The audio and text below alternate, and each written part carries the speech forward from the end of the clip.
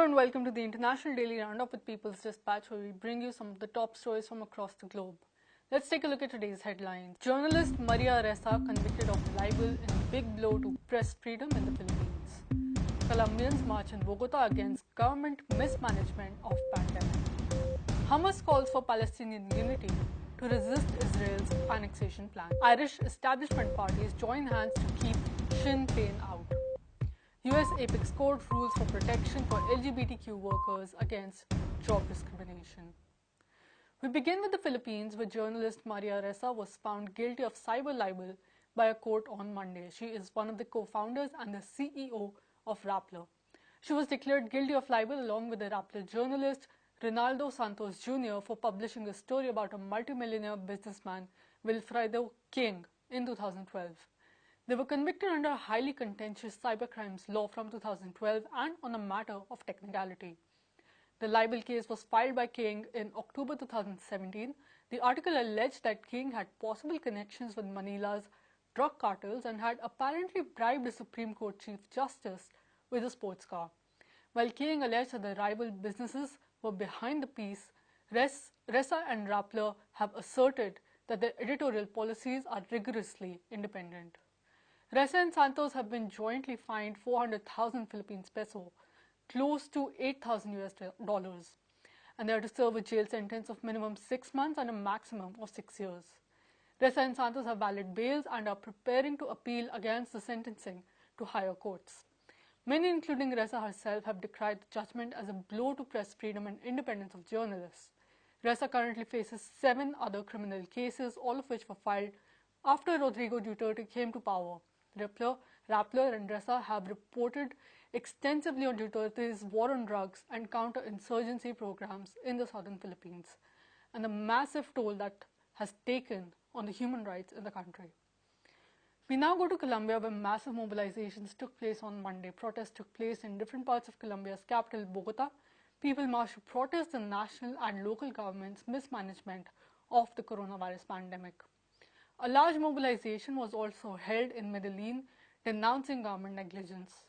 During the counter-pandemic lockdown in Colombia, thousands of families have been suffering from hunger and the lack of necessary facilities. Civil society movements have alleged that the national and local administrations have been exceedingly harsh in cracking down on communities.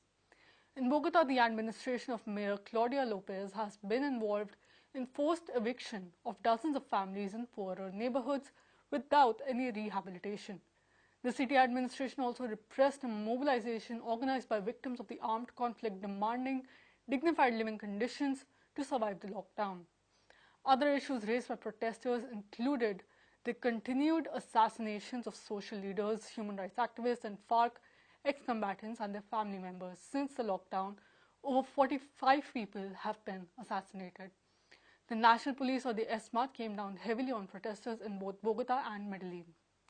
In Palestine, the Hamas movement has called for a broader unity among Palestinians to confront Israel's annexation plans.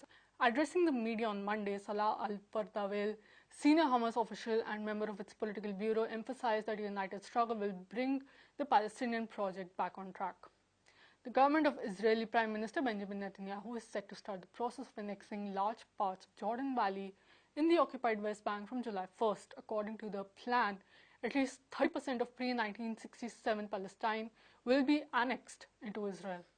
Despite international condemnation of the plan, Israel, which has the support of the US, is going ahead with the annexation.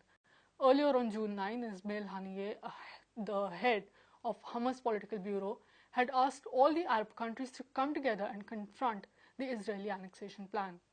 Salah al-Bardawil insisted that Palestinian unity is key to successfully resisting the annexation and that it is the duty of all Palestinians to rise up against it. In the meanwhile, Israeli warplanes and artillery reportedly bombed the Gaza Strip last night. For our next story, we go to Ireland, where a new coalition government is coming up after months of deadlock. The two centrist establishment parties, Fine Gael and Fianna Fáil, are set to form the government along with the Green Party. The agreement, arrived at on Monday by the three rival parties, will need to be ratified by the party legislators. The coalition will have a rotating prime minister with no details about whether the Fine Gael prime minister would continue. The proposal of the coalition will need to be passed by all the parties in 10 days. The general elections held in Ireland earlier this year in February threw up a hung parliament as the Sinn Féin won the plurality of popular votes, winning 37 out of the 42 seats it contested. The unprecedented centrist alliance along with the Greens has been decried by the Sinn Féin and other progressive movements in Ireland for going against the popular mandate. The pro-unity Sinn Féin has made significant advances in popular support not only in Ireland but also the UK-controlled region of Northern Ireland, threatening the establishment parties in both countries. Finally, in a major victory for LGBTQ+ workers in the US, the United States Supreme Court ruled on Monday in favor of a federal workplace protection against homophobic and transphobic discrimination. The verdict was backed by 6 judges, while 3 were opposed to it. It said that it would be impossible to discriminate against someone for being transgender or gay without discriminating on the basis of sex. This expanded the anti-discrimination clauses under the Civil Rights Act of 1964 to LGBTQ+ workers. The landmark judgment is a result of decades of work put in by LGBTQ activists and the trade union movement. The judgment was part of concluding 3 cases of discrimination that had reached federal courts over the last decade. The plaintiffs of these cases were Amy Stephens, Donald Zarda, and Gerard Bostock. Of the 3, only Bostock remains alive to see the judgment today. Stephens worked as a funeral director in Michigan and was fired after she informed her boss that she was about to transition as a woman. Stephens died earlier this year. Zarda, a skydiving instructor at a recreational company, was fired after he happened to mention that he was gay to one of the customers. Bostock was an award-winning social worker for child welfare in Clayton County, Georgia, before he was fired for joining a gay softball team.